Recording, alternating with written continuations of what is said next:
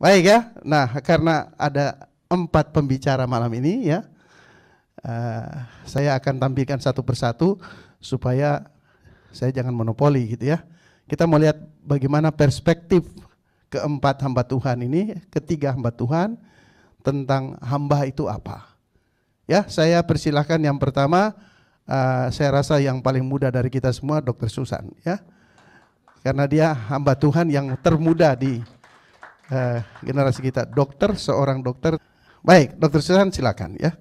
Pertama-tama saya mengucapkan selamat Natal untuk kita semua.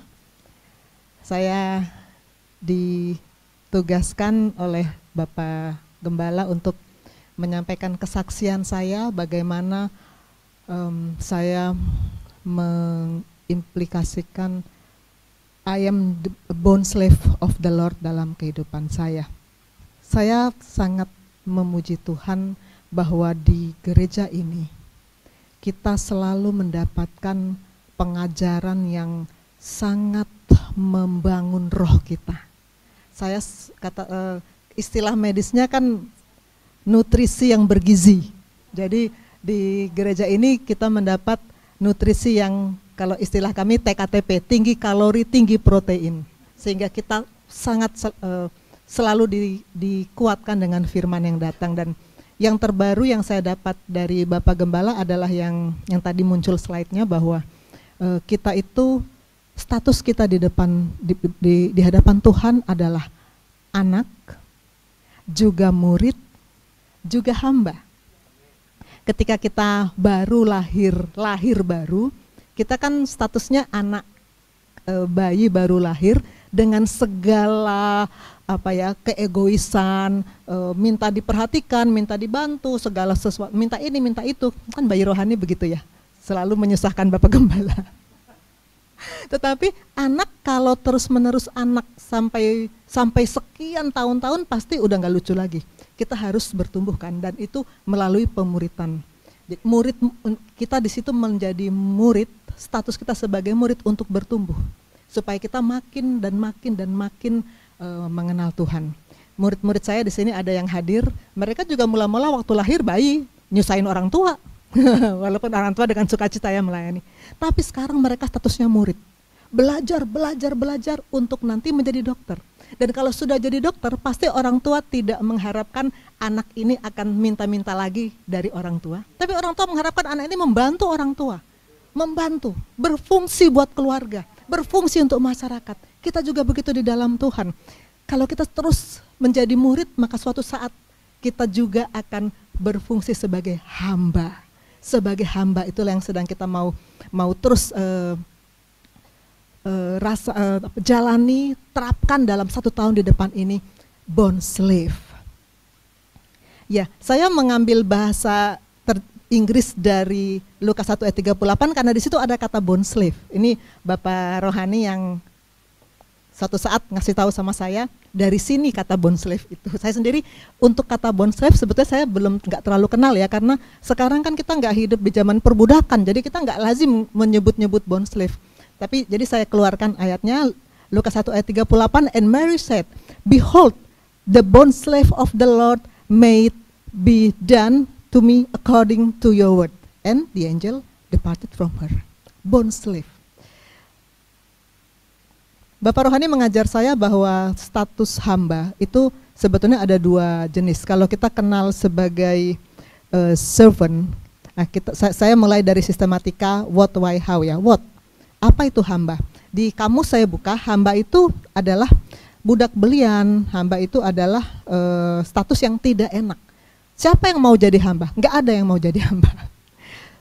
Kalau hamba yang dibayar, itu namanya servant. Kalau hamba yang nggak dibayar, itu namanya bond slave. Karena kita sudah dibeli jadi tidak diupah, tidak lagi ada upah. Sudah dibeli oleh yang memiliki kita. Begitu di zaman perbudakan dulu. Saya buka-buka di Alkitab, siapa yang tokoh yang pernah menjadi bond slave, yang pernah menjadi budak. Dan satu yang pertama saya dapat adalah yang kita banyak omongkan dalam beberapa minggu terakhir ini, Yusuf. Dia menjadi budak Potifar. Budak belian. Dia sudah dibeli dengan lunas sehingga apapun yang dilakukan oleh Potifar, dia harus terima. Tidak ada yang akan menuntut Potifar atas apa yang dia perbuat terhadap Yusuf. 100% berhak. Itu status budak belian, status bond slave. Makanya Bapak Rohani bilang bond slave itu hanya boleh dihubungkan dengan Tuhan. Karena kalau bond slave manusia mana enak? Siapa yang mau? Enggak enak. Ada lagi hamba budak di Perjanjian Baru, Onesimus. Itu adalah budak dari Filemon. Ada kan kitab Filemon, kita jarang jadikan bahan sharing ya. Jadi mungkin ada yang tidak rutin baca Alkitab mungkin bahkan nggak tahu Onesimus. Jadi saya mendapatkan 2 orang di Alkitab yang statusnya budak. Budak itu 100% tunduk taat pada tuannya. Selain budak Potifar, budak Filemon, juga ada hamba uang di Alkitab, ada di Ibrani. Janganlah kamu menjadi hamba uang. Hamba uang juga sama, tidak bisa melepaskan diri dari tuannya, dari si uang. Dan ada lagi di Alkitab juga hamba dosa. Dalam Yohanes, Tuhan Yesus mengatakan, kamu kalau berbuat dosa, kamu hamba dosa. Hamba nggak bisa melepaskan diri, diperbudak oleh yang memperhamba kita. Kita sekarang statusnya hamba Kristus. Ini sharing saya di beberapa sebelum ini di Abide kalau nggak salah, Abide in Christ. Saya merenungkan 1 Korintus 6 ayat 20. Sebab kamu telah dibeli dan harganya telah lunas dibayar. Saya itu sudah lunas dibayar. Maka saya ini hamba. Karena itu hidup saya adalah untuk memuliakan Tuhan. Dan yang kemarin kita juga renungkan Galatia 1 ayat 10 yang menjadi ayat pembimbing kita di minggu lalu. Jadi bagaimana sekarang? Akankah ku cari kesukaan manusia atau kesukaan Allah? Akankah ku coba berkenan kepada manusia? Sekiranya aku masih mau mencoba berkenan kepada manusia, maka aku bukanlah hamba Kristus. Tadi kita kenal hamba Potifar, hamba Filemon, hamba uang, hamba dosa. Itu semua bukan status kita. Kita adalah hamba Kristus. Karena kita telah dibeli dengan lunas. Maka kita harus menaruh posisi kita sebagai hamba kepada Tuhan kita. Kenapa? Kenapa kita adalah bond slave of the Lord? Kenapa? Sebetulnya ini sudah saya singgung sedikit di sharing saya minggu lalu. Karena kita sudah dibeli lunas. Tadi ayatnya Galatia 1 ayat 10, 1 Korintus 6 ayat 20. Kita telah dibeli lunas, maka kita adalah hamba dan Tuhan adalah Tuhan kita. Dan karena itu sekali lagi tidak ada kata lain untuk hamba kecuali tunduk taat. Tunduk taat. Beda dengan anak. Anak sama orang tua bisa minta ini, minta itu, bisa protes, bisa mau-maunya. Itu kalau anak yang masih kecil, bayi rohani bisa. Tapi kalau kita sudah pada posisi hamba, maka kita hanya bisa tunduk taat. Taat pada apa? Tunduk pada apa? Pada perintah. Minggu lalu saya mengajak kita untuk melihat 3 dari perintah Tuhan. Saya ulang lagi, salah satu perintah Tuhan, bersukacita senantiasa, hanya bisa kita buktikan kalau sedang ada masalah. Kalau nggak ada masalah, mah semua orang senang-senang aja. Coba ada masalah, apa tetap bisa bersukacita. Kasihilah musuhmu, ini juga minggu kemarin sudah saya munculkan. Kasihilah musuhmu. Apakah untuk mengasihi musuh kan nggak sangat nggak mudah ya. Beberapa hari yang lalu saya punya supir bermusuhan dengan saya punya ART. Sudah sebulan mereka nggak omongan. Supir saya ini kebetulan Kristen. Sebulan nggak ngomongan. Terus suatu saat kemarin beberapa hari lalu saya ngomong ke supir saya begini, Pak, Bapak suka ngucapin doa Bapak kami nggak? Lah iya, tiap minggu di gereja.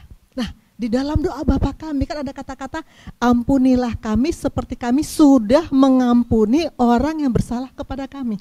Kalau Bapak bilang sama Tuhan, Tuhan aku sudah mengampuni orang yang bersalah, tapi Bapak belum mengampuni, itu apa Bapak nggak bohongin Tuhan? Nanti Tuhan bilang apa sama Bapak? Terus dia diem. Sebetulnya supir saya ini lumayan ini kok, suka ikut persekutuan di Band Roh Kris. Lumayan cinta Tuhan sebetulnya. Lalu pas di akhir perjalanan sebelum sampai rumah dia bilang, dokter, saya sudah merenungkan kata-kata dokter, saya akan melepas pengampunan dan saya akan berdamai dengan si Mbak di rumah. Akhirnya mereka berdamai, puji Tuhan. kasihilah musuhmu. Kenapa? Karena doa Bapa kami bilang, kami mengampuni, ngaku-ngaku mengampuni kalau nggak mengampuni. Dan 1 Yohanes 2 ayat 6 yang juga sudah saya keluarkan minggu lalu, hidup sama seperti Kristus telah hidup. Itu perintah yang kita harus tunduk taat, patuh tanpa tawar-menawar. Bapak rohani ngajar sama saya bahwa bond slave bukan hamba upahan. Jadi kita melayani Tuhan, bekerja untuk Tuhan bukan karena mengharapkan upah, tapi karena kita sudah dibeli dengan lunas. Tetapi ternyata Tuhan itu juga menjanjikan upah loh. Kemarin beberapa hari yang lalu dalam saat teduh dari iman ke iman muncul Kolose 3:24 ini. Kamu tahu bahwa dari Tuhanlah kamu akan menerima bagian yang ditentukan bagimu sebagai upah. Jadi sebetulnya kita ini walaupun bond slave itu statusnya hamba yang tidak diupah, sebetulnya ternyata upah itu ada loh. Upah itu ada. Maka bisik sama kanan kiri, ada upah loh, ada upah. Ada upah. Walaupun status kita bond slave, Tuhan menjanjikan upah. Budak belian sebetulnya tidak berhak untuk upah. Beda dengan hamba upahan. Pembantu ada asisten di rumah saya 2 orang, ada supir 2 orang. Kalau mereka mengatakan, dok saya mau berhenti, bisa, saya nggak bisa tahan. Dan mereka di akhir bulan pasti pasti minta upah, pasti. Itulah bedanya dengan budak belian yang di masa lalu. Tetapi Tuhan menjanjikan upah. Upahnya apa? Yang pasti masuk surga pasti ya, tapi itu bukan satu-satunya tujuan Tuhan menyelamatkan kita. Kita sudah belajar ini minggu lalu ya. Bukan hanya masuk surga, tapi Tuhan mau kita hidup memuliakan Tuhan dan Tuhan mau kita menikmati hidup yang mulia. Salah satu upah yang buat saya pribadi selalu saya pegang adalah Mazmur 1 ayat 3. Ini ayat kesukaan saya. Ia seperti pohon yang ditanam di tepi aliran air, yang menghasilkan buahnya pada musimnya, yang tidak layu daunnya, apa saja yang diperbuatnya berhasil. Ini ayat yang selalu saya pegang. Saya katakan ini pasti akan menjadi bagian saya kalau saya menempatkan diri sebagai bond slave. Kita masuk pada how. Ini singkat ya, 15 menit, sudah 13 menit mungkin ya. How? Bagaimana caranya? Just obey. Just obey, nurut aja. Di 9 Mei saya sharing berjudul Just Obey. Dan ketika itu saya menulis kesimpulan ini, kita ini buatan Allah, diciptakan dalam Kristus Yesus, maka kita harus melakukan pekerjaan baik yang sudah Allah persiapkan sebelumnya. Dan Allah mau supaya kita hidup di dalamnya. Ini Efesus 2 ayat 10 ayat kesukaan saya. Nah, apa yang saya lakukan? Saya sudah sharingkan beberapa sharing sebelum ini bahwa saya di Binroh Kris, Tuhan tunjuk saya untuk memimpin Binroh Kris 3 tahun ke depan, dan saya katakan saya adakan pemuritan. Pemuritan itu bukan program yang populer, bukan program yang populer. Dan saudara lihat pesertanya, pemuritan pertama, kedua, ketiga, keempat makin sedikit loh. Memang begitu. Pemuritan itu memang bukan program yang banyak diminati, betul. Tetapi justru yang makin sedikit itulah sisa Israel yang Tuhan bangga, yang Tuhan bersorak-sorak, Tuhan bergirang, tetap ada sisa Israel. Dan saya mengajak kita untuk terus menjadi sisa Israel yang membuat Tuhan bergirang, tetap bertahan untuk berkenan kepada Tuhan. Dan ini adalah pelayanan yang kami lakukan. Ini ada murid saya yang 3 orang murid saya ini paling setia untuk menemani saya pelayanan. Tapi hari ini mereka selesai loh, selesai di bidang saya. Minggu depan akan ada yang lain. Pelayanan-pelayanan yang kami lakukan. Dan tadi kemarin saya chatting dengan Ellen, dan Ellen mengatakan bahwa dia sangat diberkati dengan baik firman yang datang maupun pelayanan-pelayanan selama di IPD Koja. Dan saya puji Tuhan, saya percaya bahwa apa yang saya lakukan untuk Tuhan, kalau itu memang sesuai firman, maka itu pasti berkenan kepada Tuhan. Dan saya bisa menjadi hamba yang memuliakan nama Tuhan dan menyenangkan hati Tuhan. Amin, amin. Kesimpulan, kita harus memilih menjadi hamba Kristus. Tidak boleh yang lain-lainnya. Kita harus menyenangkan Tuhan karena kita adalah hamba. Dan bagaimana caranya? Just obey. Kiranya ini menjadi berkat bagi kita semua. Saya kembalikan kepada Bapak.